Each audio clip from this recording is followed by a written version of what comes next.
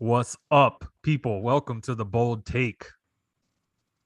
It's your boy Solly. I'm joined by Cap at a 45-degree angle on his phone. He's not straight on his phone. Had some video He's issues not on the straight computer. on. But we got a nice Caleb angle on, out of it. Chase on. He looks like a professional. He's wearing his champagne and cookie shirt because he frankly just hasn't been able to wear it in a calendar year. So I think it was just like the cleanest shirt he's had. Like he hasn't messed it up at all. So he's like everything. Yeah, well, like everything that the fellas over at DTWD Originals makes, it's very comfy. He's talking about himself right now. Yeah, well, I mean, just a little quick plug for the cause, but hype it up. yeah, no, shout out Wiggle Man. You're missed. You're loved. God, that motherfucker. Yeah, I know. So no, I just was like, all right, what shirt am I going to break out? You know, how do you, now that we're doing video, right? You got to get your fit ready, whether it's a hat or something, right? I'm a man of many shirts, many hats. I don't know, that looks like a Gamecock. Go Gamecocks. Yeah, South Carolina. This guy, he's violating Alabama and a Gamecock hat. You hate to see it. No, but I was just kind of going through the repertoire of shirts. Are you talking about the team that's got it's undefeated and undrawn so far this year? Yeah, Alabama. What else is new? Undefeated. Can we get back to champagne and cookies, please? Anyway, yeah, I saw the shirt and I was like, hey, we finally ended the charade. We named a starting quarterback. This may be the only win I get for a while. So might as well break out the champagne and cookies shirt. Here's Urban Meyer. Yeah, we're gonna name Trevor the starter week 1. Cowboys. What the fuck? Yeah, that shit was kind of depressing. Yeah. Like, okay, I'm sorry that you got Trevor Lawrence, dude. Like, yeah. Are you gonna be okay? Yeah. Could you imagine? Like, I mean, Doug Marrone, if he saw that, would be like, "Fuck you, buddy." Doug Marrone would come out. 100%. Doug Marrone would walk out for the press conference in like a G-string, like a banana hammock, and that's it. He'd be like, all last season, like, I mean, just juxtapose that, right? Like that press conference with the ones where Marrone was going in and you know, like week 5 through 14 last year, it was like, yeah, well, we're gonna give Luton a chance. Mike Glennon gives us the best chance to win. Yeah, look, we're really every week we're evaluating this and we're making decisions on who we think will give us the best chance to win. And this week we flipped a coin. It's Mike Glennon. You know, like seriously, compare that to like poor Urban had to walk in there today and say, we're naming the number 1 overall pick. One of the main reasons why I took this job. The only reason I'm not on a golf course right now. Yeah. Okay, guys. Okay, you got me. We're naming them. Are you happy now? Is everyone happy? I'm not happy. Are you happy? Gene Fournette's in the back, like, I knew it. Yeah. Gene firing off the tweets. I don't know what everybody was so worried about. I never really got all the hype and the hoopla. Shut the fuck up, Gene. Because you don't read anything, dude. Yeah, I don't know, man. It's funny, but I saw immediately Shipley answered somebody because Sally, you quote tweeted it, but somebody like under the video when Shipley tweeted it out, somebody responded and said something along the lines of like, wow, he seems really, really excited. That's got me fired up or something. And Shipley answered, he's like, I wouldn't read too much into it. Like, that's like 50% of the time, that's kind of how he acts. And I'm trying to think back of all the press conferences I've watched of him since he got here. And I don't recall him really looking that solemn, you know? Like, yeah, like he's not like a rah, like excitable type of dude, but he's not like, I mean, he was literally like looking at his feet like he had just lost somebody close to him. Maybe he did. Who knows? I don't know. Yeah, that's going around. That shit's happening for sure. I guess we can't discount that. But Dilly, you had some interesting tweets today about all that along the lines of, you know, kind of how this may have been the first day inside the facility yesterday, today, on the way back on Monday night, overnight, like that maybe people, it wasn't all sunshine and rainbows, right? Like, I don't know. Can you expand upon that? Like what you mean by that? Yeah. I just think, well, not really how I kind of we kind of talked about it. Like, this is what we were told, and we kind of figured out what we thought about it. I don't think that it was in terms of anything close to, we're already out on the coaches. We're already out on this whole project. Like, it's over already. Like, just like who cares?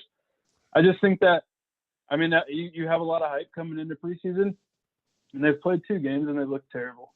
Like, of the players who matter, they look terrible. So the mood today or yesterday, I guess, wasn't all,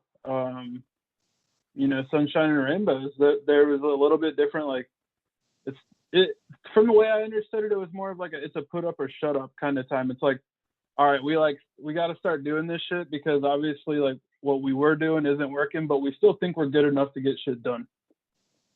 Right. So when people are saying, like, should we be concerned about Urban Meyer already? Should we already just, look on to the next thing? Is he completely in over his head? I think in some aspects, yeah, he's really confused. Like, when it comes to, I think building the roster is like blowing his brain up. He's used to having 110 guys, and like 85 of them get to dress out and come to the games. You know what I mean? Yeah. Mm-hmm. If one person goes down and he's a, key impact player, well, I've probably got like a 5-star dude who's a freshman who's like supposed to be sick anyway, and darn, he's got to play sooner, and you're just like reloading. Yeah. And now he's like learning. Not only is there like a roster that has to be built, but a lot of the guys that they brought in on offense, if they have any kind of big play, ability, they're the older guys. Like Tavon Austin has come in and looked like he should have been on the team already. You know what I mean? Someone like that. Or, and with ETN going out, I think it's important to address they need speed. And when you look at Dorsett, he hasn't done anything impressive. Treadwell's not really quick. So when it comes to like building the roster, he has to make some crazy decisions, and like what he chooses, that's what he's stuck with. Mm-hmm. You know what I mean? Sure, we're gonna have the like number 1 waiver wire slot for a couple weeks, so like maybe the bottom of the roster shuffles, but that doesn't do Ain't nobody anything down for the there team. saving you. No. Right. So essentially what has to happen for Urban is the offensive line needs to come back. If he's successful this year, the offensive line players, they need to come back and they need to play really good. And if they play really good, everything is going to be fine. Yeah. Well, so I just think overall the atmosphere in the locker room changed, because it's like I think they do believe in their ability, especially the players. The vibe is still good with the players. Like the culture change that everyone's talked about, it's still there. It's not like, oh fuck, we're in Jacksonville, this sucks. that's us. But That's our mentality. They don't know nothing about that. Right. In terms of like what with Urban, like just the vibe with Urban or the vibe with the players are good. And I think Urban, like I said, right now he knows too, and they got to do it right, or nothing changes in Jacksonville and we're a shit show again. And he knows that. And knowing Urban and like have to win like 10-2 is like a terrible season in college, to like, hey, like you said earlier before we started recording, Jackson came on and said, 6 or 7 wins, and you called it aggressive. He knows, he feels the pressure differently, I think. Yeah, I guess I think the frustrating thing with all this is it's nothing that we can control, right, as fans, but the narrative that you see out there as the team looks like they're struggling a little bit in the first 2 weeks of preseason, or the first 2 preseason games. The narrative that is just constantly out there is, how long is Urban going to last? He's not used to losing. He's going to lose more this year than he did in his entire life, and his grandfather's life, and his father's life. Like, I mean, it's just over and over and over again. What week is he going to fake a heart attack? Yeah, every big dick, media member that's been here, they've had some 4 or 5 paragraphs in the article that they wrote about how Urban's going to have to get, it's an interesting experiment. It's just over and over and over again. It's like, I get that. And that is, I think, in the back of all of our minds. But at the same time, that's not my number one concern at the moment. He's going to learn real quick when they're like 0-2, right? I mean, well, figure it out by then. My concern is not Urban's health. I mean, because I would hope that he's, that's something that he has in check and he's comfortable with, right? So that's not my concern in the right. Immediacy or in the long term.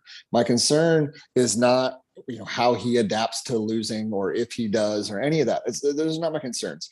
My concern is that the team doesn't look very prepared at all in either of those games. That's my concern. Mm-hmm. My concern is that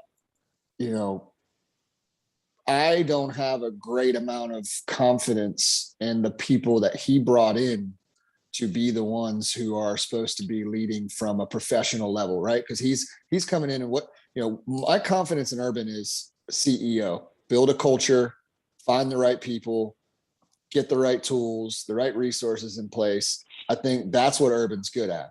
All along, Right. I was never really fired up about Darrell Bevel or Brian Schottenheimer. Like that's not, Joe Cullen to a degree excites me mainly because of the defense that he's bringing, right? And more so than even him. So that's my concern. Like I tweeted that out. I said, it was a team that looks like they haven't been preparing to play other good teams. And I think vibes are good. Competition is good, but this isn't college, right? College, like to your point, Dylan, where you got 85 guys, 100 guys, and it's all about making each one of them better. Well, you know what, dude? This is the NFL.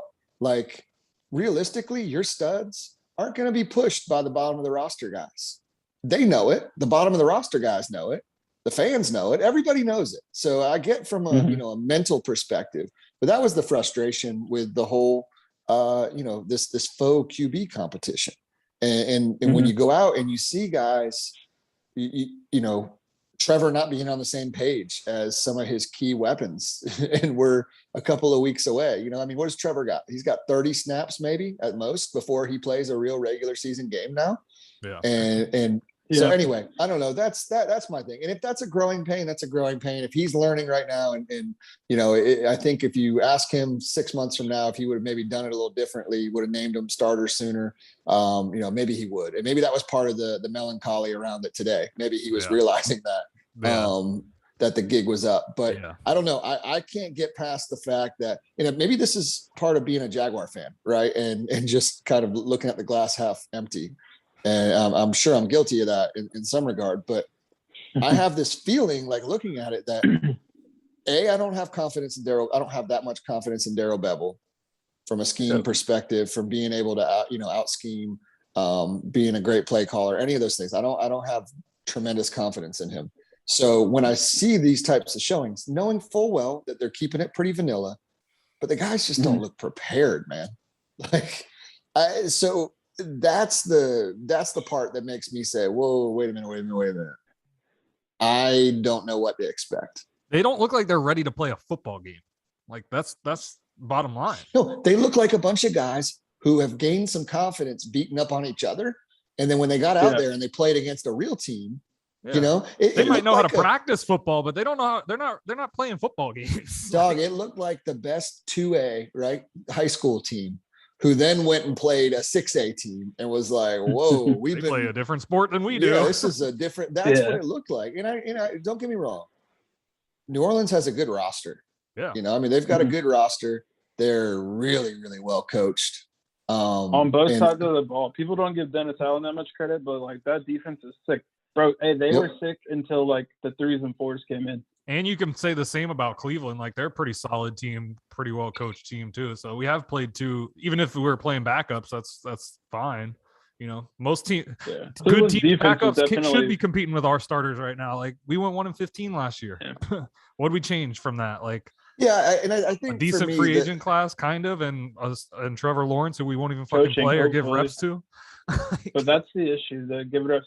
But back to you, real quick, Cap. That's kind of what I was talking about. Like, I think the pressure is on Urban because if he didn't get it right, he didn't get it right. You know what I mean? There's no going back on it. He can't switch it up.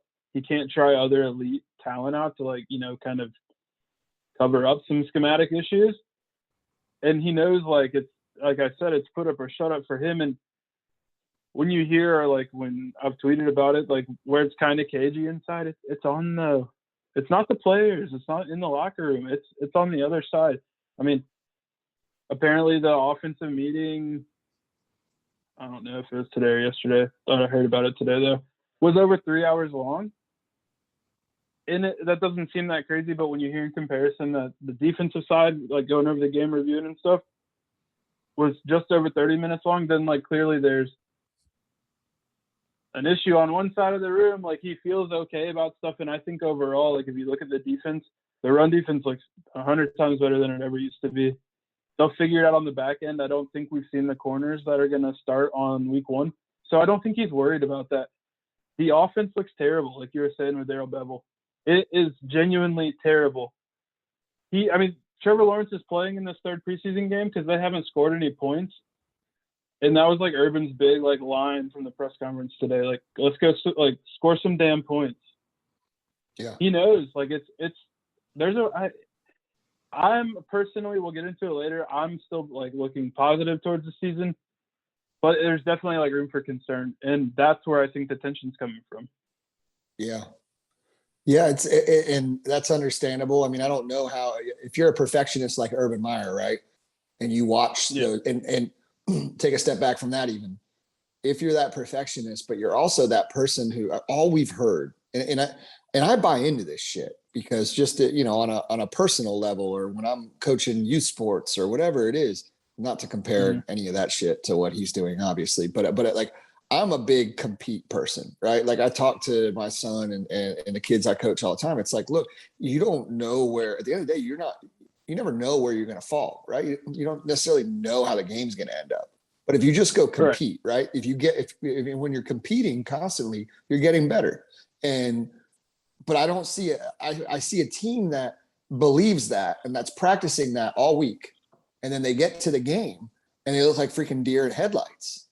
And so it's like, you can't compete if you're not prepared, and they don't look prepared from a technical standpoint, whether it's homeboy Tyson Campbell not being able to find the football, whether it's just annoying, terrible footwork. I mean, maybe George Warhop's just got to go, bro. I mean, but it's terrible footwork. Is there an offensive lineman since he's been here that's gotten better, like really better?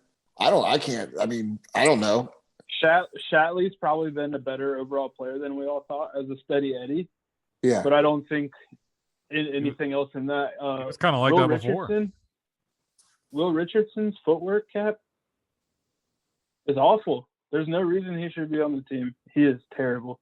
He played towards the end of the game, and he was getting destroyed, and it's all from footwork. It's so bad. But every one of them, bro. On Twitter. Well, no, that's what I'm saying. But he's like a middle round pick, like 3rd round pick or whatever we took him at. He's awful. No one's been developed. And we're 2 or 3 years in, right? And that's like the coach we kept from the offense, which is like what? Yeah, there's a lot of question marks on that, and the whole offensive side of the ball. I don't have much faith, which is frustrating because you got this young rocket armed QB, right? This specimen that you would hope we would surround him with the best of the best that we could possibly get. I don't know. That's but the whole compete thing for me, great, but put them in a place where they can go compete against other teams. And I haven't seen that yet. And now maybe the regular season will be totally different. Maybe they'll come out there and instead of just running super basic freaking offensive plays, maybe they're going to have a lot more motion. They're going to have a lot more things schemed up to, from a route perspective to get guys open. So you're not relying on dudes trying to win one-on-one all the time. Maybe that's in the cards and they're just not showing it at all. But correct me if I'm wrong, but wasn't Bevel like a big, obviously they had the run game, and wasn't he a big play action and like kind of a throw a bomb guy, right? Like they want to chuck it and try to get deep. Problem is we don't really have any guys with that kind of speed. It's hard to say, bro, because we don't know how much influence Urban has on the actual offense that they're building. Right. And Urban wasn't, he was a get the ball out quick. He was a more, he's always been. So far, it doesn't seem like he has any based on what they've done, right? Well, but Urban was, there's motion, you're getting the ball quick to the flats, lateral, a lot of a lateral passing game. Yeah. So, I don't know. It's been painful, man. Like it's been downright painful to watch these fucking guys play. And we look like we're trying to run a play action offense when we can't block anybody. whether that's because of people that are out or not, and we don't have anybody that can get deep with the speed. So like the play action doesn't work, and then we can't bust the top off. Well, listen. It's like I refuse to believe that anything we've seen could be any semblance of the offense that they want to run, because I hope not. it's. Hey, so we were going to talk about Trevor Lawrence like being named the starter or whatever first, but this is fun. Let's just talk about it. Like what you guys are saying, like what could happen. I think that we're going to be completely fine on offense in the sense of like Trevor's going to play really well. He's going to have his rookie moments, but overall we're going to be happy with how he plays this year. And I think now that we're not doing this stupid split the reps when one quarterback has the ability to attack the ball downfield and the other guy like has to dink and dunk, they don't have to like cross the scheme when in the game plan anymore. So now not only is Trevor getting more reps, now we're working on more like specific plays for what we have. And I think another big problem is like Chark being out. Prisco is saying it. We can't stretch the ball, but he's going to come back. And if he can stay healthy just to stretch a defense out, Visca becomes 100 times more valuable when he's got room to run across the middle of the field. Yeah. Mm-hmm. I think having the problems now is a good thing. I think like how brutal would it be if we looked really good in preseason and then we went and played Houston, and as soon as someone game plans against us, we look like shit. Yeah.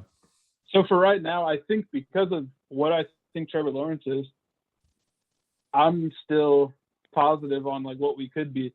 That whole game is completely different if just Cam Robinson plays. Right. Yeah. Walker Little was terrible. You can't. I don't like a lot of. So the Jaguars lined up with 4 receiver sets, and there was like 2 stacks left and right. They did it a bunch of times.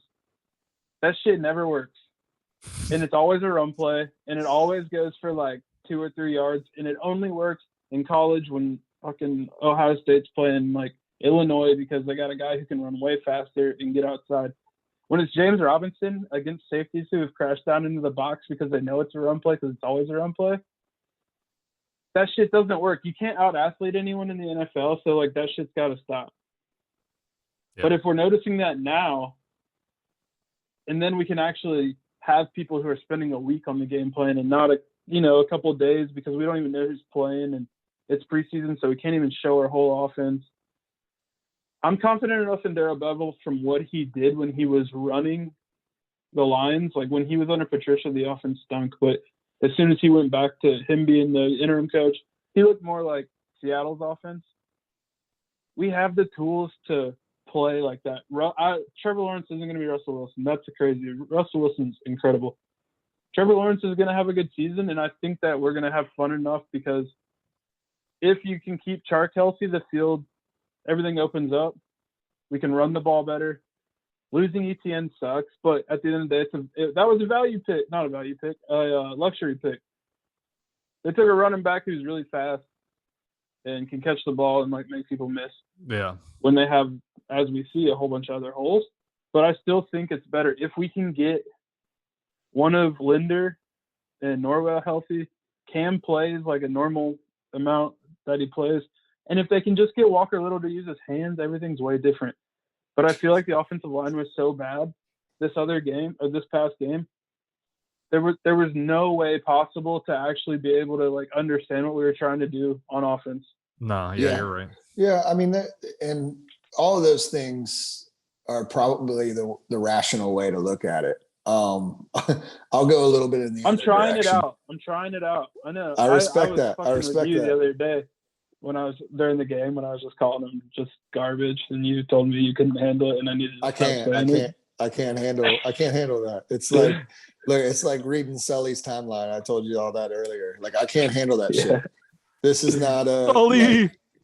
No, this is not a it's not a situation like that. So for me, here's where I'm at with it. I would feel a lot better about everything you just said. And I can't necessarily disagree on paper with what you just said. In reality. That's my whole argument. I understand your argument. I understand your argument. I understand all those points. And I hope like hell that you're right. With that said, I keep coming back to a couple things. One, unfortunately, all that I remember and know at this point is just this team like basically not being able to get out of their way. And until they learn to get out of their own way, it's like Alfie has always said, right? The Jaguars are bad until they're not bad. It's hard for me to believe that anything good or great is going to happen anytime soon. That's a little bit irrational, but it's how I feel. With that said, which is understandable. But I would feel, I think if Urban were standing on the sidelines during the game and he looked like a dude who was still confident, I would have a little bit more confidence in them being able to kind of come out and have a competitive product and a competitive plan.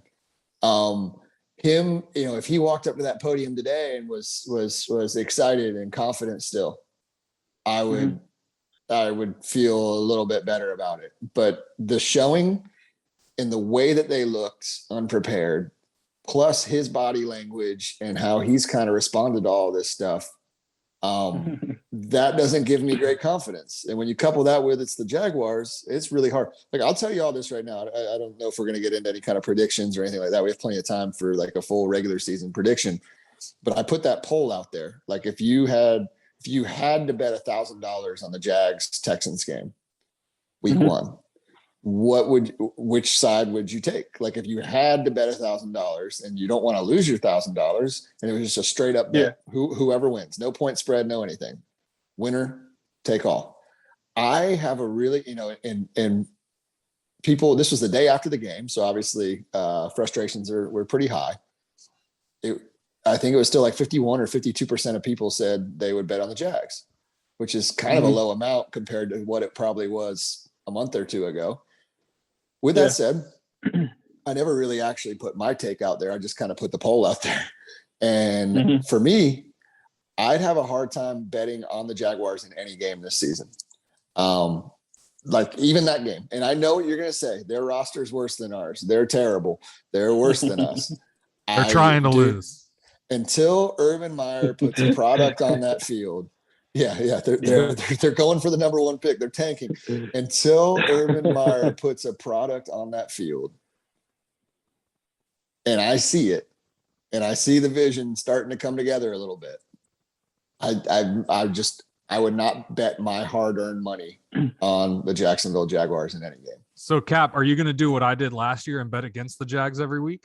No, I don't bet. Dude, I'm not a fucking degenerate, Solly. I don't bet. I don't bet on my team's games. I don't really gamble all that much in general.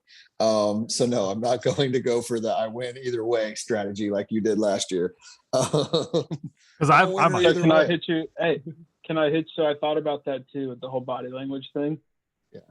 So I'm interested to see how he looks on the sideline in week 3, because in college, the upper echelon coaches freak the fuck out, and it's totally acceptable and totally like, holy shit, look what he did. You know what I mean? So now Urban has to learn, like, hey, they don't do that shit up here. You know what I mean? Like, they get pissed and stuff, but like, dude, he was like throwing a fit.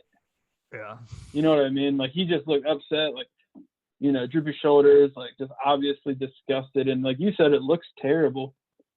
But when he's like used to doing that, and that's just like normal sideline shit, I don't think to him it really means as much as what it looks like. He's not used to doing that because he's used to being up 41-7. Yeah, but he doesn't even know how to stand on the sidelines and take it. And that's fine. But like if you're a leader and you have a plan, I'm not trying to pretend like I've got a doctorate in leadership compared to Urban Meyer, but like just in my opinion, if you're a leader and you are setting the tone for the program you're trying to build, right? And sometimes I hate when people use the term program in the NFL because it sounds so collegey. Especially when you're talking about Urban Meyer. But in reality, that's what we're trying to get away from. Yeah, but like he's trying to build a culture, right? He's trying to build a team, and I think that you got to go. No matter what's going on in those 2 games, you got to be unflappable, bro. Like you have to be on that sideline knowing that the team's not going to do very well. One, there's a good chance that they're not going to win the Super Bowl this year. and that it's the preseason. What? And that is the preseason. God damn it! What are we even doing here then? So that's the point for me that's just kind of frustrating. It's not about, oh, is he going to quit? Oh, is he, can he hack it? Is this something that he's going to be able to do? It's more along the lines of just like, come on, bro, get your shit together, be a leader here. Like, I'd like to see a little bit more of that, like, unwavering confidence in the plan and what they're trying to do. Yeah. But now, do you think that because we have a starting quarterback name and he can like get behind someone and actually like project him publicly, that's going to help the team and maybe like get things in gear, just kind of get everything back to where it needs to be? Like, he's right. Like, we're going to be totally fine. Like, we just need to kind of, like I said, they just got to fucking figure it out. And that seems like the mood has like kind of changed that way after realizing like, hey man, like, we've been terrible. At least it's not the same. So maybe that's why I'm thinking like, hey, it could be good still, because they're like adjusting on the go. Dude, when you make a move like drafting Trevor Lawrence and hiring Urban Meyer, like those two guys are setting the tone for the whole franchise. Period. Like, we had head coaches before and quarterbacks before that weren't setting the tone for the whole franchise, right? Like, when you're saying that this is a competition, the whole team is like, okay, we're not really doing this yet. You know what I'm saying? I was thinking this the whole week last week. Like, as soon as they say like, okay, this is our guy, let's ride, that changes what every offense and defense changes what everybody's thinking and doing. Yeah, and I just don't know how Urban Meyer can sit here, but how can Urban like put these hashtags of own it and like +2 mentality, and then you keep trotting out the quarterback who looks like that's why we were bitching last week. Quarterback on the team. Well, he's a warrior. I mean, it's clear he's got a warrior mentality. Street fighter. He's a warrior. No, okay, great. Like, everything you just said sounds good, and it's possibly true, and maybe this is a catalyst, both for Urban and his energy as well as the rest of the roster. But like, you lose me a little bit when you start saying it could be a catalyst for Urban, because he's the motherfucker who put himself in this position. Right? I don't think it's a catalyst for him. I don't know what to fucking think about him. I think it's a catalyst for the rest of the team. Yeah, totally. I don't think about for Urban. I'm talking about just for the team.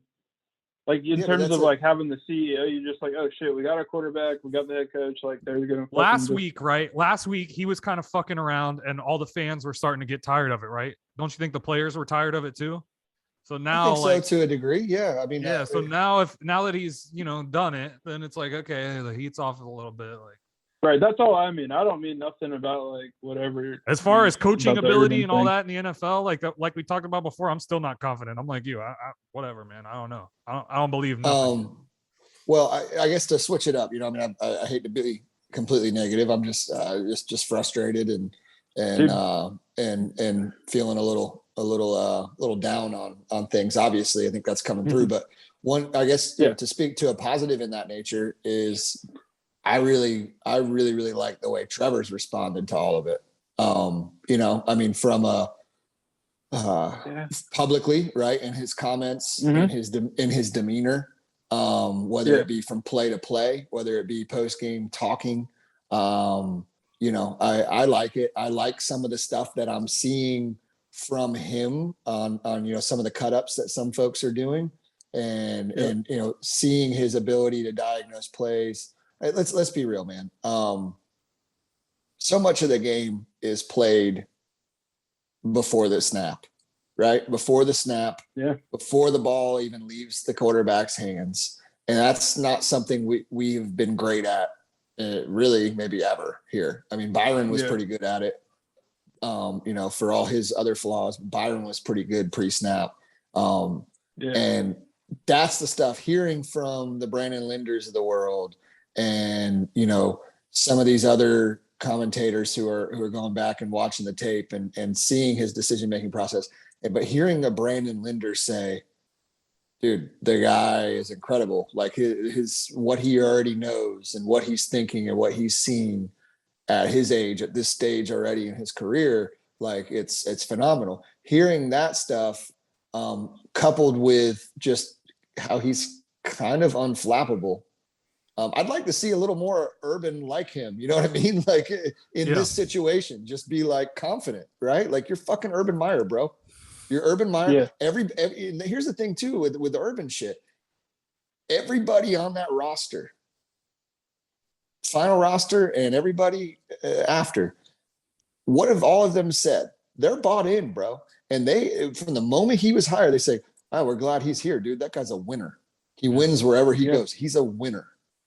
You know, and you start showing that kind of negative attitude on the sidelines and sulking your shoulders and shit like that has an effect, especially on a team that's young, that's impressionable, and the culture that you're trying to build, and a team that's probably going to struggle possibly a lot or at times during the season. You got to, I don't know. That's that. So I guess in some regards, I just shat all over my complaint that I started with all these assholes that are writing the stories about will Urban be able to handle losing? Because maybe that is a bigger factor. Maybe I just haven't thought about it from that perspective. I don't know. And that was my whole thing coming forward. Like the pressure is on for Urban right now. Got to get it right, at least to a standard that says, "Hey, we had a successful year with the young team." But I guess I don't know. I'd rather see him, dude. I'd rather see him fake it till he makes it. Even like I'd rather see him. But I so don't think cool he and has the say ability I'm not. to. Well, but I feel you. But I'm saying like maybe that wasn't the fake it till he makes it isn't necessarily what I'm getting at. What I'm getting at is I almost want him to walk out there and not give a single fuck what happens this season, other than Trevor Lawrence getting better. Like seriously, like knowing that he's part of a 2, 3, 4, 5 year plan rather than this year. He does it to me, and I get you get to a certain point as a coach and a successful individual in general. Obviously, you have an ego, and you want to be able to come out and say, "Look, I took this team from a shitty team, and we're a young team, and we're progressing. We're showing progress. We're showing promise."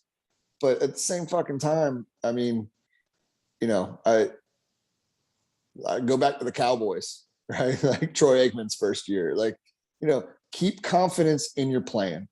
Stay unflappably confident in what you're building. Like that's it. You know, for me, that's the thing. And so, just kind of some of those moments in the last week or two of seeing him so frustrated has, you know, showing that type of emotion in a preseason game is kind of like. Hey, look, I love a guy who doesn't want to lose, bro. And if you compete, you don't want to lose. I get that. Right. But coach them up, right? But I mean, a preseason game, at the end of the day, whether you win or lose is determined by the second, third, fourth, fifth string guys. So be out there and like be fucking coaching those guys up. Yeah. Not. Yeah. Yeah. I do legitimately think that's why he was so butthurt was because the offense one, the starting group was awful. And so that's my thing too. We didn't talk about it. Trevor playing in this game, and you said how he responded not only in the interviews and on the field. When he kind of realized, oh shit, I'm gonna be running the whole rest of the game that I play, like they're gonna be in on my ass. He started to play much better. He grew into the game, which was incredible. I thought that was like the coolest thing to see. Like shit was going sideways, but as his time on the field went on, it got better and better. And like it was slowing down for him, even though the offensive line still couldn't block at all and we still couldn't run the football. Yeah. And that's why I'm really excited, because it's going to go right and they're going to be sick sometimes. I fully believe they're going to have big offensive like weeks sometimes. I hope so. I hope you're right, man. And I'll be walking around with the fucking largest erection in the whole section. But erection in the section. You like that? Boom. Hey, yeah, dude, that's good. Somebody write that down. I might make a shirt. I might make a shirt. I'm gonna tweet it right now. That's a good one, dude. Erection in the. That's it. Just no context. Erection in the section. Love it. From the podcast, of course. Perfect. Live tweeting during the podcast, ladies and gentlemen. You only get that here. Look, I guess I don't disagree with anything you just said. For me, though, what was did Urban really go into that game, or Darrell Bevel or anyone else, did they really go into that game against that Saints defense and that defensive front and think that Tyler Shatley, Ben Barth, and Runner Big were going to just go out there and be really good? Like, did we think that? Because there were a few play calls where it looked like we thought they might be, doing something. Let's run behind those guys. Hey, that is concerning. Like having those guys out there and being like, oh, whatever, we're gonna just like. But I don't know if it's the regular offense, so I just don't know. But I feel you. Like I can completely agree with what you're saying. Like that's just funny as hell too to think about. I mean, how on earth you even wanted to run to the left side when you got Can and Taylor side over here? Yeah, I know. Like, this is what it's going to be like when Cam Robinson is run blocking. Oh wait. Hey, but no, seriously. Anyway, if the first team offense looks how they've looked in preseason game 3 against the Cowboys, when we know Trevor Lawrence is starting, I don't care who's starting on the offensive line. If we look bad, every positive thing I've been saying for the last 45 minutes, turn your garbage disposal on and don't even turn the sink on. Just throw it in there, fry it all up. Because why on the third game? Why? Like, I have to understand where you're coming at with that. Because we're putting our first team offense out there. We're going to put almost the same team we just played with, probably Cam, if he's healthy, out there. And the Cowboys aren't. The Cowboys are playing in their third game tonight. That's their fourth game. They're going to play all their scrubs. And if we can't look decent against a team that's starting maybe like high in 3s, low in 2s, because they're just trying to get through their extra preseason game because they played in the first one. If they don't look competent against them, forget about it. And that's where I'm at. As soon as he said he's going to start week 1 and he's going to start against the Cowboys, I was like, all right, you're putting all your eggs in one basket because the Cowboys are going to be playing scrubs. Yeah. Yeah. Look, I would like to see them come out and dominate. I don't know that I would bet on it. But it would make all of us feel a lot better. It'd make me feel a lot better flying all the way to freaking Houston in week 1. I mean, I just, I don't know, man. If we are in that stadium playing against the Deshaun Watson, and everybody else that they've lost, less Texans, and we somehow against lose David that game. Coley. Yeah, if we somehow lose that game, there may not be any bringing Cap back. I don't know. No, I mean honestly, if we lose that game, the season outlook is bleak. Yeah, because the Texans are like awful. Like their roster. I mean, they literally like their best free agent. I don't know. This is for fact. This is for laughs. It's Chris Conley. No, I mean I'd say Mark Ingram. Mark Ingram was a better Mark get Ingram, than Conley. But he's like, I agree because he was more successful, but he's a little older running back now, so we'll see. Yeah, he's still better than Conley. You're right. Cap was a reply guy on Twitter, even though I prefaced like, this is for laughs, not for facts. Well, whatever. I don't care. Mark Ingram's got better hands than Chris Conley. Listen, I'm scarred by the fact that he can probably run routes better. Yeah, I'm scarred by the fact that a prior regime brought him in thinking that he would be a potential number 1 or 2 receiver. I'm scarred. I'm sorry. Hey, isn't it nice though that this year we're talking about needing DJ Chark to stretch the field, where the past 2 years it was Chris Conley to stretch the field? Wait, don't you guys remember? Don't you guys remember when he was named to the All-Pro team? Yes, All-Pro Chris Conley. He's gonna have some watch. He'll have 2 really good games this year. Against us. Well, before we move on to anything else, any other takeaways from that game? I mean, not necessarily about the game, more so about specific players that maybe caught your eye or anything like that. First, I want to say the Baltics living up to their name. This is some good commentary. Thank you. I just want to say it looks really hard to run block without using your hands. Yeah. But at least that can be fixed. Oh, yeah, I hope. Yeah. Yeah, I hope. I have no idea. I fucking have no idea what I'm talking about. Who can fix the hands? Like, I don't know. Like, who said it could be fixed? The Jaguars coaches. They said it could be fixed. You believe them? There you go. Look, the dude's a specimen. Right now, that's a good he's a specimen. Yeah. He's never faced pass rushers like he faced on Sunday, or on Monday night, right? I mean, he played in the Pac-12 100%. For 7 games or something, however 20 many years it was. ago or something like that. So I'll give it that. I wish we had a better offensive line coach that I had more faith in developing them. So there's that, but yeah. There I went. Perils are doing it on the phone, people. Perils are doing it on the phone. That's how fired up I am about the offensive line. Anybody specifically that stood out to you, kind of, Dilla, or in a good way or a bad way? Yeah, I think this Rudy Ford experiment on defense has been really fun. He hasn't made a huge impact play, but I think watching that, having the dime guy be a corner who can fly around, wasn't surprised. It's exciting. You said you're not surprised? I said pleasant surprise. Pleasant surprise. I got you. I didn't know who the fuck Rudy Ford was until this preseason. Sally was like, real Jag, fake Jag. Yeah. Rudy Ford. Dude wears a single digit and he's making plays. So Ford. No, I feel you. Real Jag, fake Jag. I think Smoot's been better than expected. I thought Smoot was gonna be okay, solid. He looks good. I think him and Jihad right there have been impressive. Like I said last week or whenever, if we can manufacture pressure with those two, we're gonna be a problem on defense more than I thought we would be.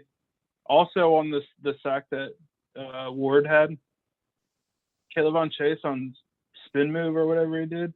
No, he dipped. He dipped around the edge. Was dope. You should go back and watch it. Type in Jihad Ward sack on Twitter search, and just watch Chase on.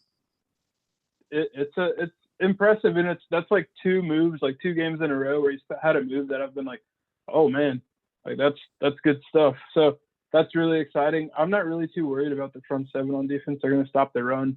Linebackers against pass, we'll see what happens. Once we see who plays, starting corner, I think we'll get more of an idea of how good they could be on defense. And hopefully Cisco plays next to Jenkins when it's all said and done before week 1. Yeah, I feel like Jenkins has been a really pleasant surprise, man. I mean, I knew they really liked him, I guess, when they signed him, right? They kind of prioritized him. I admittedly didn't know shit about him coming in, didn't know a single thing. And I mean, he looks like one of the leaders and kind of tone setters out there of the defense right now. He's looked a hell of a lot better than Shaq Griffin did in the last game, as far as the guys they brought in.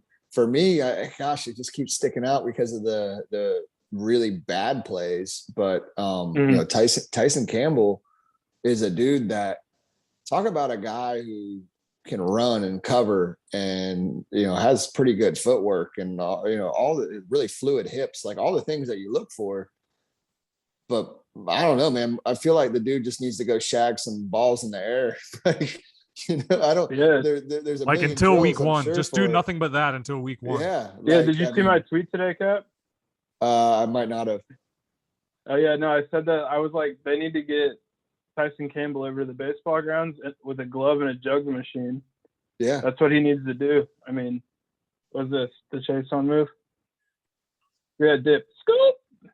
And then Ward cleans up. Run it back one more time. 6 celebration too. All right, here we go. And dips, and then boom. They tried to chip him on the way out, and he kind of ducked by that, and then still kind of made an under move. See? Yeah, it was sick. He forced Winston back inside, and it got cleaned up. It's a good move, and if he can, create pressure and make the quarterback uncomfortable, and they have to step up in the Smoot and Ward. We're having some fun on defense, and we stopped the screen for 4 yards. If we could just get Josh Allen to come back. That was Miles stopping that screen was a little dicey though. If he doesn't make a great play getting off that block, he gone. Yeah. So it was everybody's tweeting immediately, we stopped the screen. And I'm sitting there by the fucking skin of our teeth. Yeah.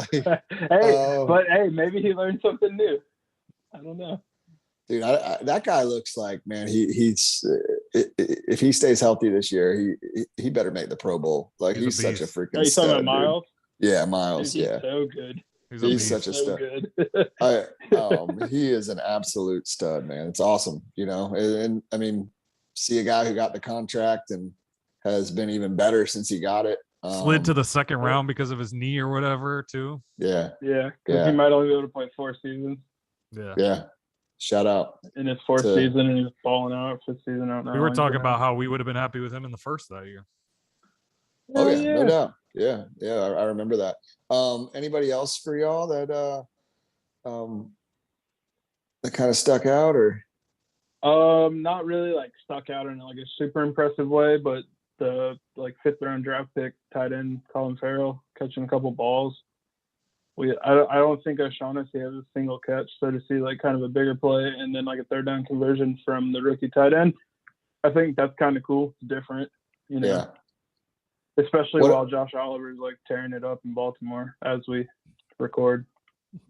I think that's one of the biggest head scratchers for me, because it's like, all right, you look at the roster, and I guess before the draft, right? So you got Marvin Jones, and even if you really, really like what you have in Chark and Visca, if you're a team that wants to be more dynamic, right? Because listen, speed is one thing. Speed kills, but you got to have speed, agility, and also the ability to fucking catch a ball too. There's been plenty of really fast dudes in the NFL who aren't great route runners or who can't catch a cold. So we've had a lot of them here in Jacksonville. So I think it's easier said than done to find like a Tyreek Hill or insert whatever really fast player you want.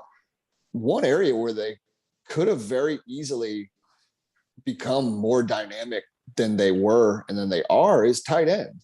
And so, I hate to sound like some of these cats that are all over the radio have been, kind of bitching and whining a bit, trade for Zach Ertz and you got to get somebody in here. But I mean, there were some fairly legit options available in that position for the team that, if I remember correctly, had the greatest amount of cap space. So, I mean, take the Josh Oliver stuff. I mean, that's like LOL, funny, terrible, typical Jaguar type shit. Yeah, take that out of it. But I mean, hell, it would have been really nice to land one of the 2 guys maybe that the Patriots got. Just one of them. Yeah, just one of them. Just one of them. Because again, that's an area where you want to play fast. You want to be fast. You want to be the fastest team on the field and all this shit. Well, you're not going to get all those guys in one offseason. Right. There were dudes that were available in this offseason that would have made you a hell of a lot more dynamic at one position. So I don't know. That'll forever be a head scratcher for me. Yeah. Maybe like we can get the tight end from Oakland. I mean, whatever they're called, Las Vegas now. Maybe we can get him to walk out of a contract, pay him. Waller? Yeah. Transfer fee of like $55 million. Transfer fee. Oh, we'll just we'll get Tony Khan on it right now. We'll get Tony. Yeah, Tony, they have experience in transfers, dude. Like, why not Tony, be the first team to hit me with that CM Punk, hit him with that CM Punk money. Tony, fucking dip into the transfer budget, will you, buddy? And get out there and go get Darren Waller. Could you imagine? No, I mean, I feel like the one team that everybody should tweet at Tony Khan about that.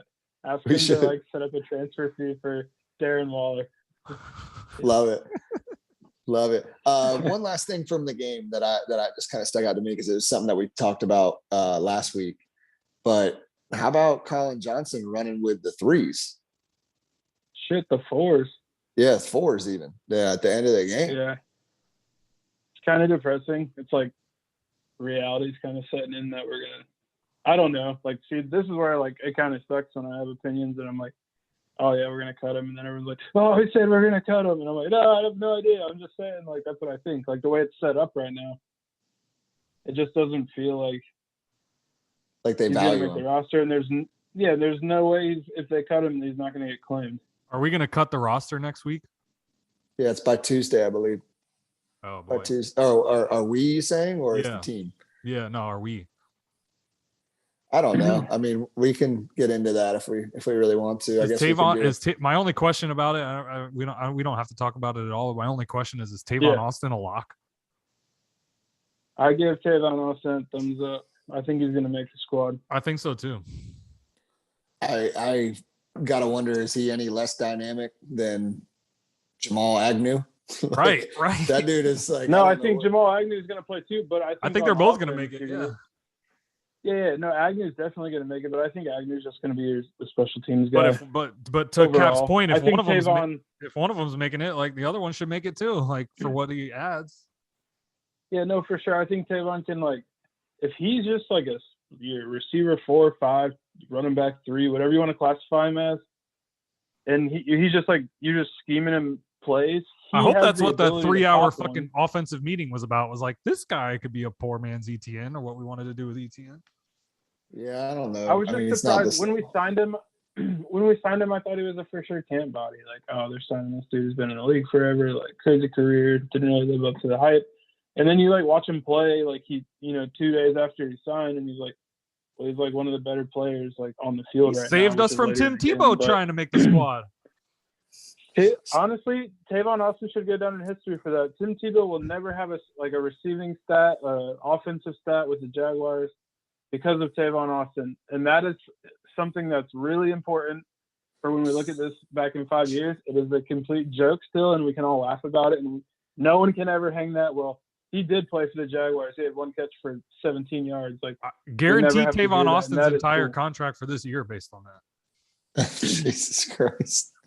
All right, question for you, because maybe I just trying to hold on to my boy for as long as possible, but like,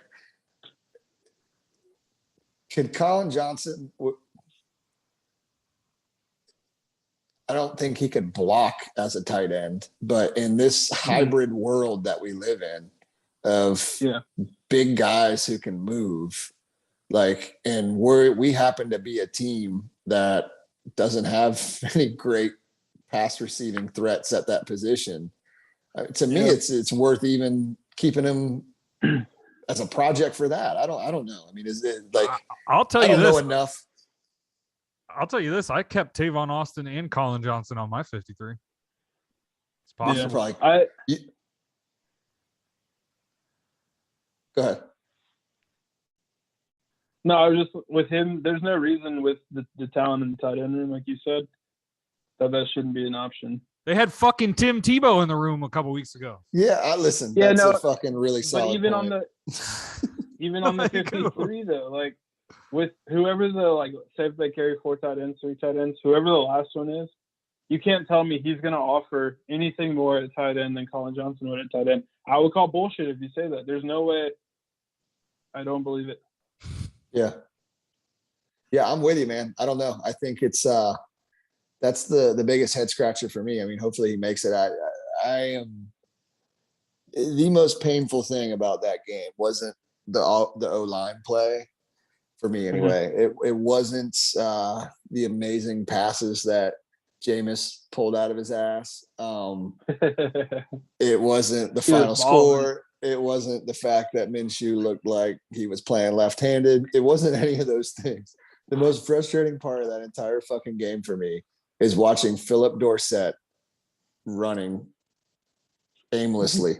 So this is how I made room for Tavon Austin and Colin Johnson as I cut Philip Dorsett.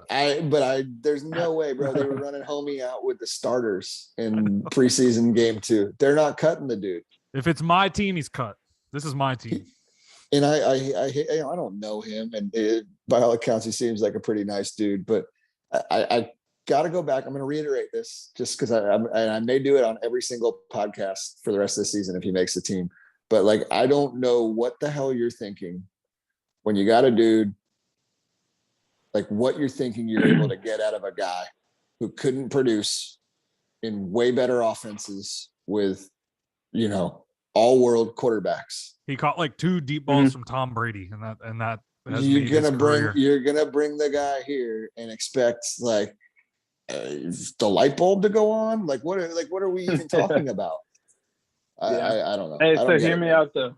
No. Since like too late. Since like the first week of training camp, what has Laquan Treadwell done? Nothing. Not a single thing. So if you compare like receiver body type and ability, do you think that they could cut Laquan Treadwell and keep Colin Johnson? That's what I did. I did that too. You cut him? I cut Treadwell. So when I said, it's interesting, I missed that one when you sent me that list. That was like kind of the first time I thought about that was today. Sorry. And I kind of thought like, yeah, I mean, that makes sense. Like similar type of receiver. Both of them can go up and get it. But since they've started playing football, Laquan Treadwell has done nothing. You want my receivers? On a lot of those like highlights. Yeah, hit me with them. DJ Chark, Laviska Shenault, Marvin Jones, Jamal Agnew, Colin Johnson, and Tavon Austin. And that's a spicy bottom three. I bet only one of them makes the team, but I like yours better than what they'll do. That's what I would do. Yeah, I keep coming back to, I think I tweeted this last week when I went on my little tirade about the whole Colin Johnson thing.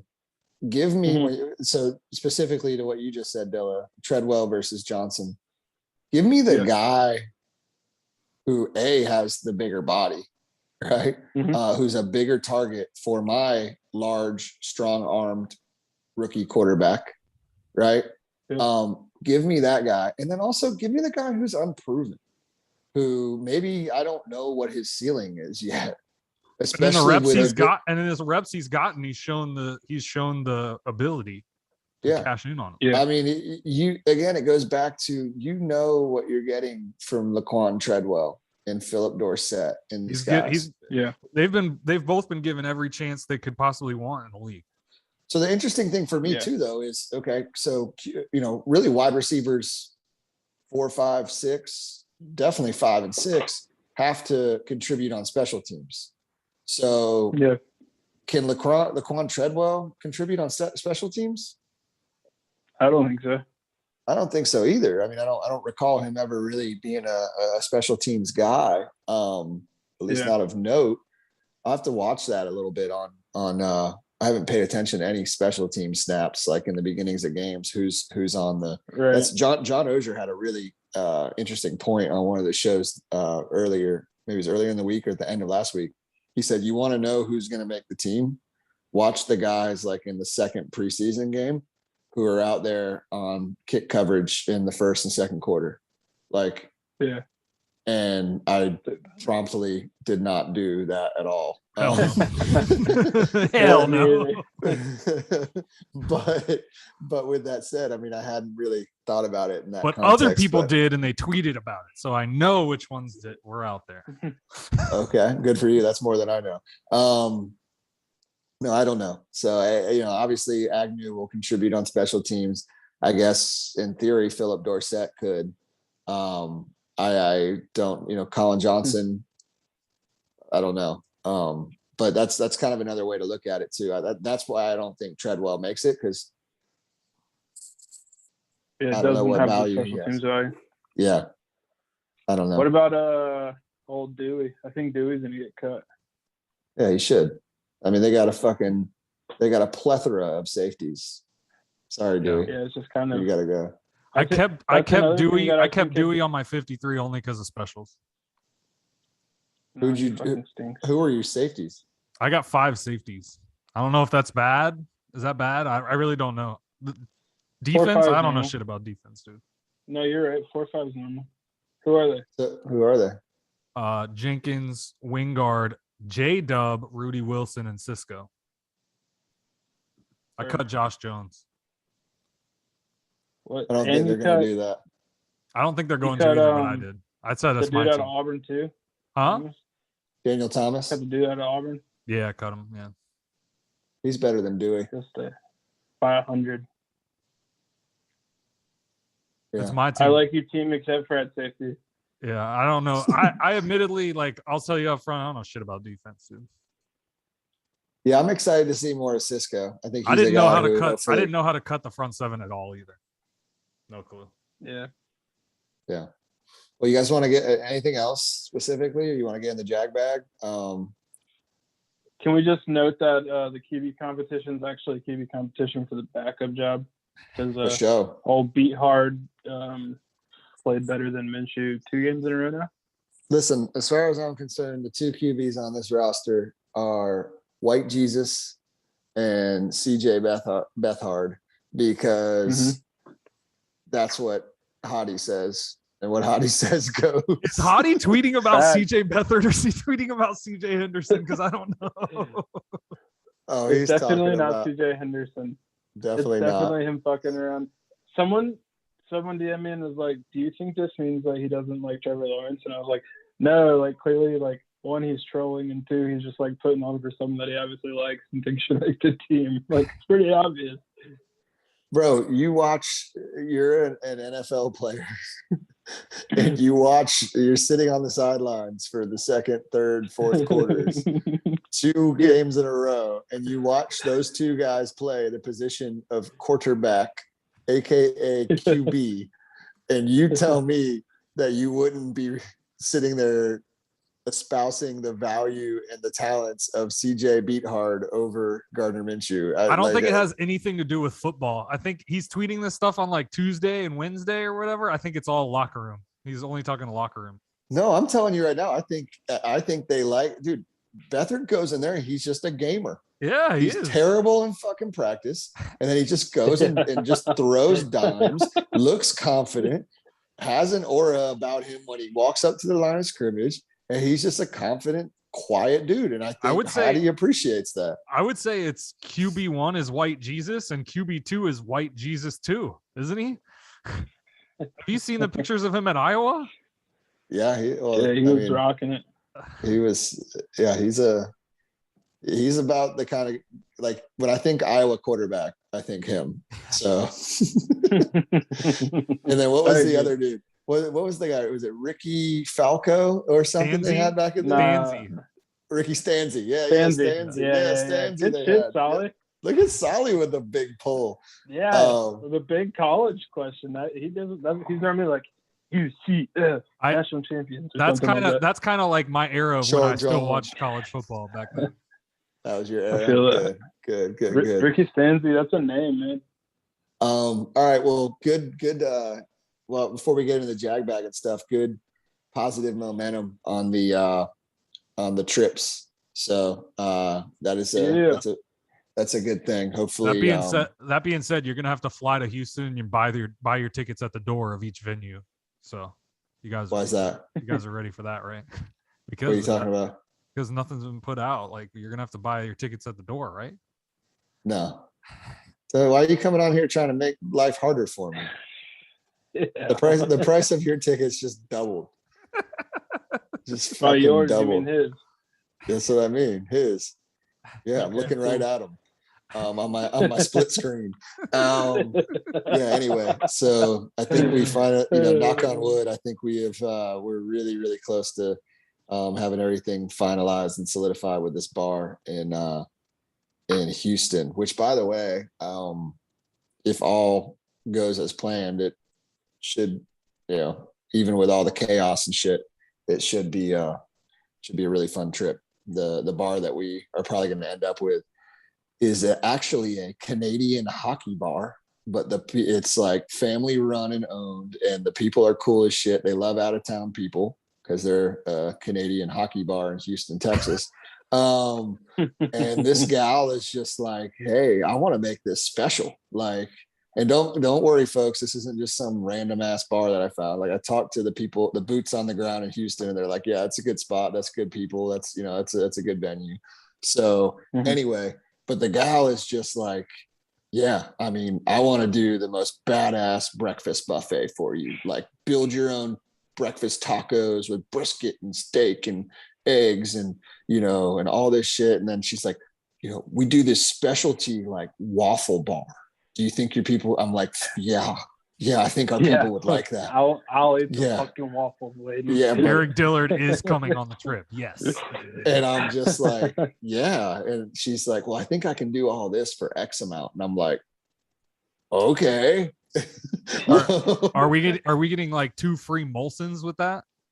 No, but so we're not going to do open bar because it's 2 hours, and I think just cost prohibitive, right? Like, I mean, for us to turn around and charge somebody $75, I would have one drink. Right. So for us to turn around and charge somebody $65, $75 for a bar gate, that's 2 hours, and that is from 9 to 11 a.m. I just was trying to stay away from that. So what we're doing actually is 3 drink tickets are built in. So 3 drink tickets and that breakfast buffet. So, I figure in 2 hours, most people 2-3 drinks. That's probably what they're hammering. If you want to open a tab after that, because you pounded your 3 drinks, you can do that. But private venue just you for us. Fucking raging alcoholic. I was going to say that people will smash that number. 3. Yeah. But the 3 will be built in. So, that'll be a good way. That Sounds way, everybody, even if you're there for an hour, because you get up late, everybody can feel like they got their value. You know what I mean? So yeah, it makes sense to me. That's dope. Yeah. So that's what we're thinking. So I've got game tickets in hand. There are 50 of them. And so people will see as well when we launch those. They're going to go quick, and they're mostly in pairs. They're all the same section. We're in the end zone. They're actually really dope seats.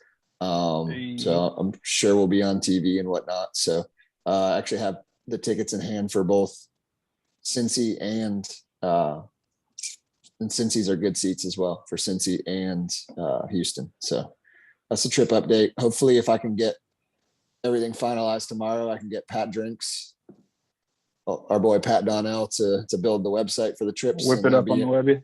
Yeah, Stop changing diapers and build a fucking website. I'm saying, bro. They'll be. Hopefully, they're up by the end of the week. All the Pat, definitely Houston. So yeah. Anyway, that's the update. Jag bag. I do have to say before we get into the jag bag, God damn it. I can't fucking keep taking this blame on Twitter for the game going bad and the ETN injury, okay? Just because I've seen this shit before and I can predict when it's coming. Like, it's the people who made the Katrina jokes fault that all this happened, okay? I was Katrina just watching. Katrina jokes, and then Koki Cooney or whatever that guy's name was that the fucking Jags decided to, like, oh, look, he's popular on TikTok. The kids will love that one. Keep TikTok off my fucking Twitter feed. It has its own app for a reason. Yeah, I don't like. Except for the funny TikToks. I mean, where were we going with that? Like, how many people do you think actually even recognize that guy? Dylan, have you ever seen that guy? Not even one. Yeah, we're old as fuck. We're old as fuck, though. So. I get that. We're washed, or at least I'm washed. We're all getting older. And I'm not the largest TikTok guy, but even the way I said that sounded old as fuck, didn't it? I'm not the largest TikTok guy. Dude, you have a gray ass beard and you're talking like that, bro. This is real life. I'm not a big TikToker. You listen to here. No, but like, I think the dude has 500,000 followers or whatever on TikTok is what his profile on Twitter said. I feel like your TikTok comes with 500,000 followers, doesn't it? I don't know. You had to talk to Eric Dunn. But like, I'm sitting there, I'm doing the math in my head. I'm like, all right, how many people actually on Jaguars Twitter have TikTok or like are really active on it? 1, 2, if the dude only has 500,000 people in the entire world that follow him on TikTok, like how many people that saw that video are even gonna understand it? Like, it just, I don't know. It made no fucking sense to me. 2,500 people, Cap. That's it. 2,500. And then I turned around and I was angry because that game was terrible. And I'm like, I couldn't take it out on Saints fans because we had jabronis on the timeline making Katrina jokes. So, that's out the window. So all I had left was to just very harshly tweet at the official handle and at this Koki Cooney guy, which, by the way, I guess that guy's shtick is like, he's real caffeinated. Bro, that ain't caffeine, my guy. He has the coffee just for show. He takes like one sip and that's all he's drinking. No, unless my man's lining one line up and then a line of fucking coffee grinds up next to it. Maybe. Cocaine Kyle. Yeah, maybe my guy is like doing some real speed bombs. What do you think? What do you think's the higher number? Number of people who understood like that reference from the Jaguars handle, the TikTok guy, or number of people who bought a Tim Tebow jersey? Which number you think is higher? Oh, Tebow jersey. And Tebow, the million. Yeah, all day. I would love for. I didn't look, but I can't imagine they posted that video from the cokehead guy on Facebook, right? Because I feel like Facebook would go fucking nuts over that. Oh my god! Yeah, I don't get on Facebook, but the like Sally's like pictures of his kids. Like, here's my family. Oh, like, here's how I do Facebook. I go on there and I scroll my friends' stuff and just like as many of them as I can, and just I share my Instagram story to Facebook from Instagram without going into Facebook. That's all I do. Nice. I'm actually impressed, man. You're cross-platforming and everything. Look at you. Hell That's yeah. really. I figured that out. I figured out this week. So like every picture I take of my kids, I'm crossing both of them. Boom. I mean, said I figured that out this week. One post.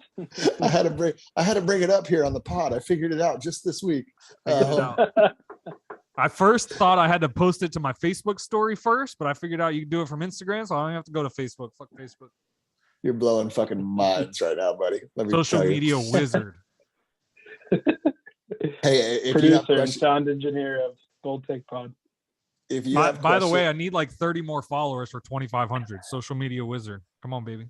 there you go. If you, but also go ahead and make sure you follow Solly if you don't already. At the same time, though, be sure to @ him with your questions about how to be better on social media. I got you. It's all free advice here. All right, I think we got. Do we have the first jag bag of the season? We had a few questions, right? A few queries came in. We're gonna get into the jag bag after these messages. Welcome to the first 2021 season jag bag. Jag bag. Jag bag, jag bag, jag bag, jag bag. First question off the bat. So we wouldn't even have a jag bag because, to be honest, I kind of forgot about jag bag, and we tweeted that we were. It's the preseason. It's the preseason. That's what It's preseason. We're just getting back in the swing of it. So listen, I think about a lot of shit all day. I got 2 kids. I got a fucking crazy job. Like my brain is moving too much. Okay. So we tweeted out that we were recording, and 904 Craft Beer Dad, big friend of the program, just replied with a jag bag unsolicited. So thanks to 904 Craft Beer Dad, we are actually having a jag bag today. Boom. Shout out to you. This jag bag is brought to you by 904 Beer or Craft Beer Dad. Exactly. Boom. Hashtag jag bag. What's the perfect analogy for being a Jags fan? I'll go first. Choosing to stub your big toe on a metal bed frame every morning for the rest of your life, then destroying people online for making fun of you for doing it. Yeah. Now, before you answer I don't know. yours, That's good. before you answer yours, there was actually a rebuttal to that. Let me hear it. Guars at Guars Jaw. This is a new Mhm. account that I've never seen before. Says I think that's. you know who it is? Is that like no? Is that I was gonna say? Is that like Jaguars backwards or something? Kind of. Anyway, keep going. Yeah. Yeah. That's what my guy's going for. I got it. Guars Jaw. Josh Yeah. Allers with Yeah. just cut in half.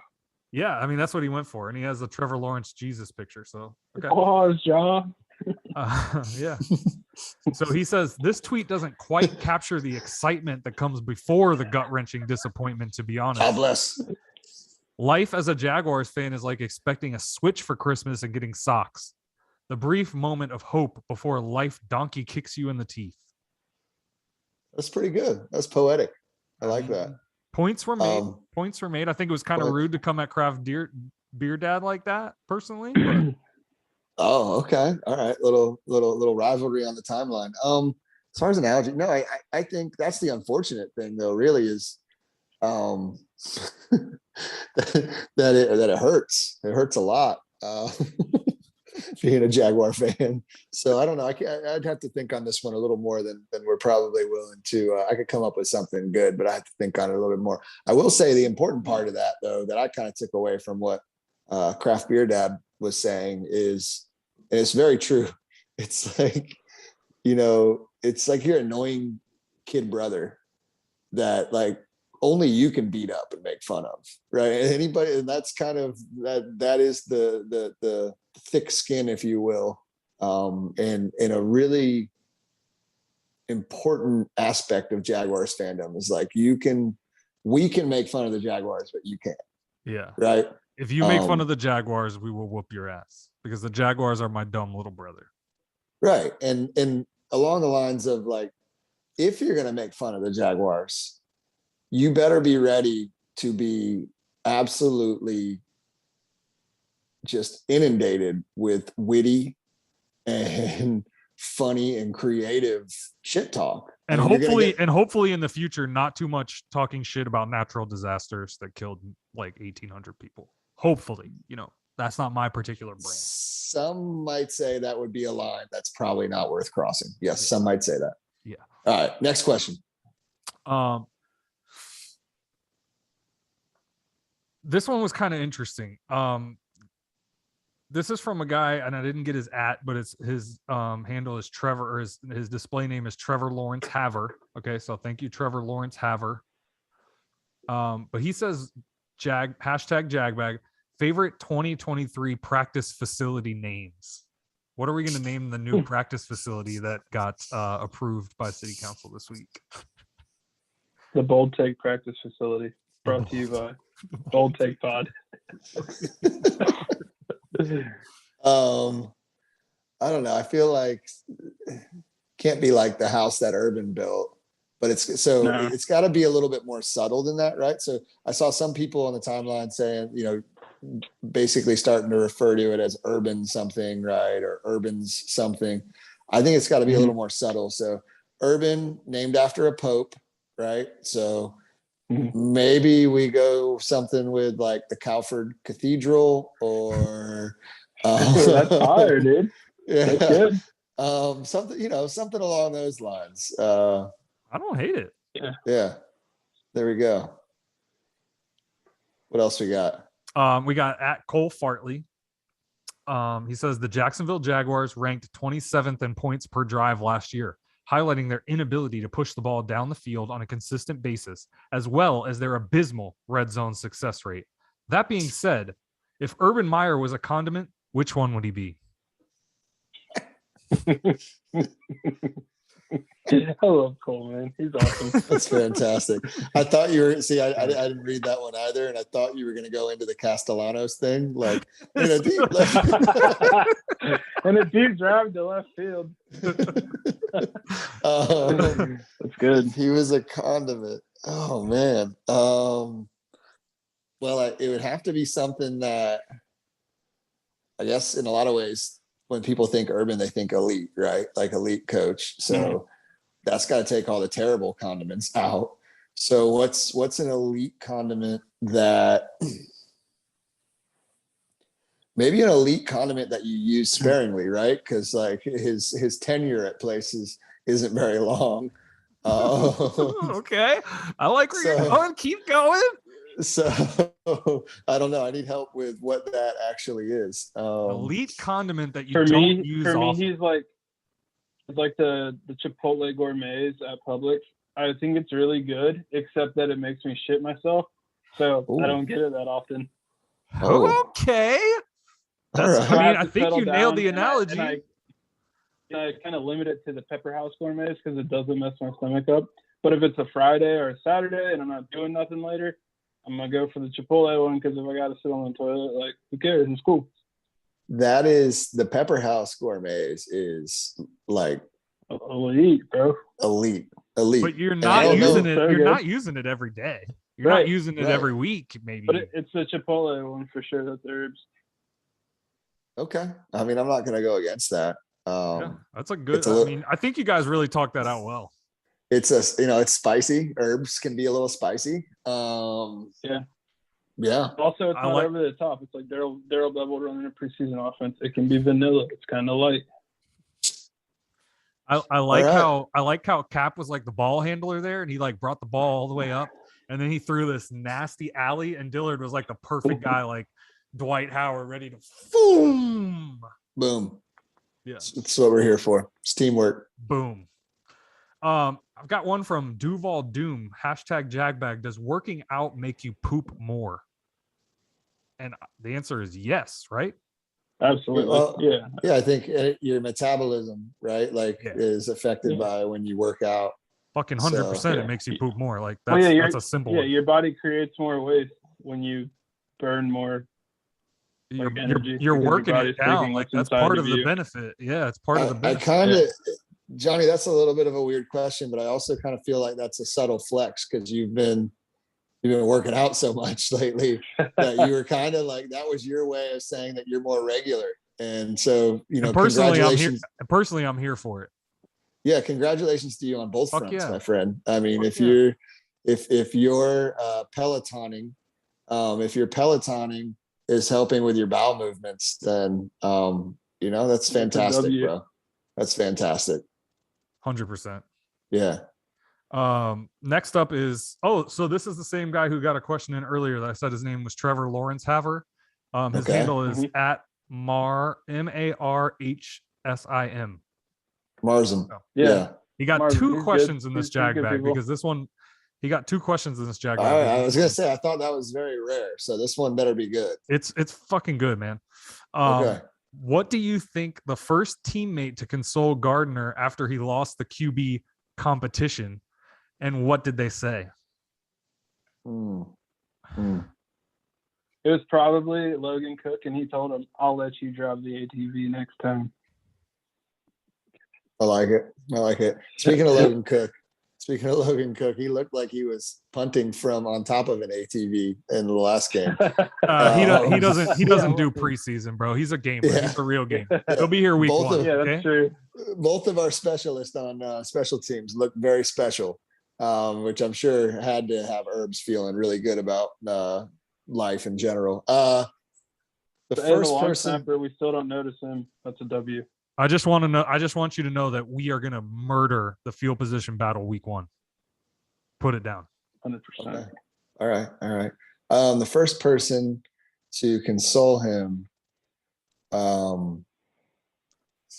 If you need time to think, Cap, one came right to my head. Go ahead. Go for it. Got to be Dewey. Okay. You know Dewey went right over to him, gave him a hug, like held the back of his head. That's a better answer than Logan Cook.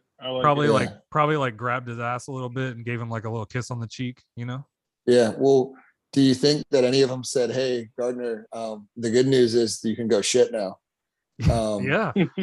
Shout out to Gardner Minshew. I'm sure that he's just had a hellion come out of him. And like Duval Doom just said, that must have been really tough because Gardner's been working out a lot. So I'm sure he's had to take a shit. Like that's just, man, excruciating.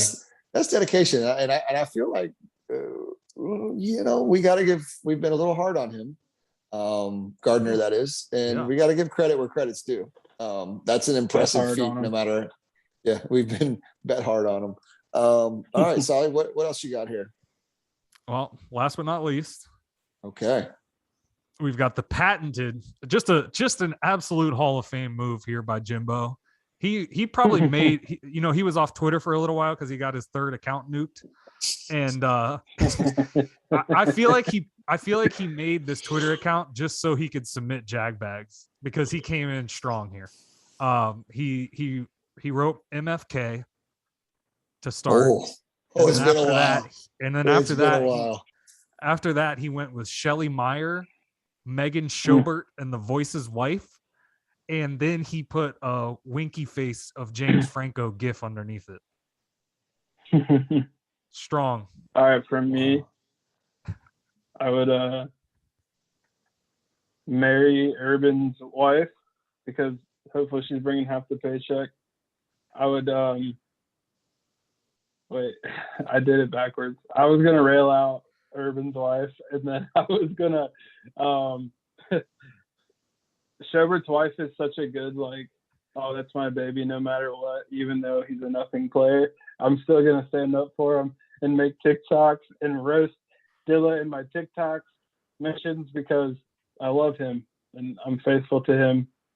So that's who I'm marrying. And then so you're gonna turn that around to where that's you. Yeah. Okay. I'm just making sure. Absolutely. Yeah, for sure. Okay. That's amazing support. Yeah, no, I'm with you. I'm just trying to get I'm trying to get the lies here. Yeah, you gotta think for like crazy old lady. I like where you went with that for sure. I wasn't even thinking about that specifically about old Megan Sherbert. Who is the third one, Solly? The Voice's wife. Oh yeah, we can kill her. We'll kill her. We'll just eliminate. Yeah, that's easy. That's easy. Jimbo made that too easy. I was gonna say that we just didn't even need to mention the killing. Like we could just do marry and fuck from now on and not even talk about killing. So I'm gonna go. That's just who we ignore. Just for the sake of conversation, I'm gonna go with the F is gonna be Megan Sherbert.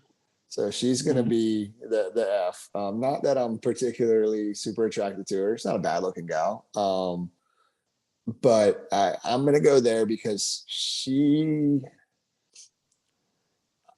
everything Dilla just said may be true. And I have a hard time disagreeing with him on that. Like I can follow the logic of that's a ride or die chick. You know as you said, you're just doing this for conversations. No. I mean, but I've got legit like points to make here. Go with me.